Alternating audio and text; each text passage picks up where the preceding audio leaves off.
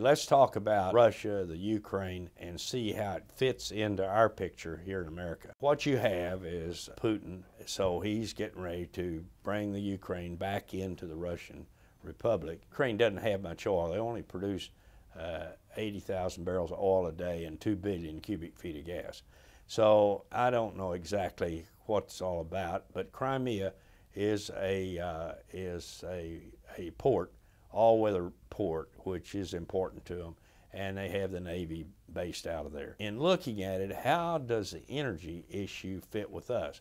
We've got guys up in Washington raising their hands saying we need to export our natural gas to Russia and help the Ukraine and all this stuff. There's a big pipeline crosses the Ukraine going to Eastern Europe, and there's plenty of gas there. The price is continues to go up for the Ukrainians. Putin wants to make it tough on them. But that shouldn't be our fight. We need to look at our own dependence on oil, and do we have the resources to fix our problem? And yes, we do have. We have resources to fix it. But remember, we are importing 18 million barrels of oil a day, which is about twice China, and China is second to us. China is 11 million barrels. That's what they're using. We're using 18 million. And of the 18 million, we import about 9 million barrels. China imports 6.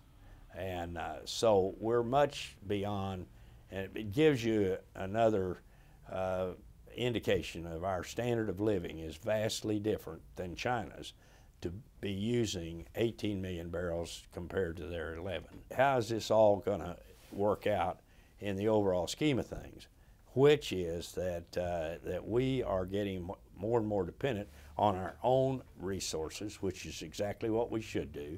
We should put together a North American Energy Alliance.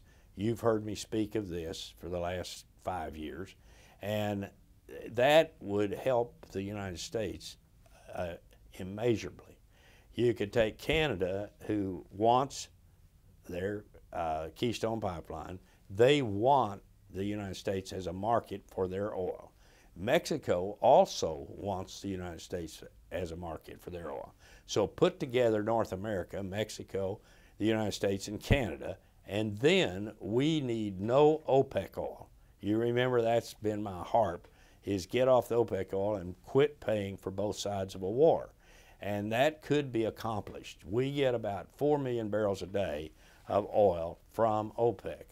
Now, how could we best do it? If we just mandated that 18-wheelers purchased new would be on domestic natural gas, then what that would accomplish would be the 18-wheelers in a period of 5 years would be about 3 million barrels of oil a day.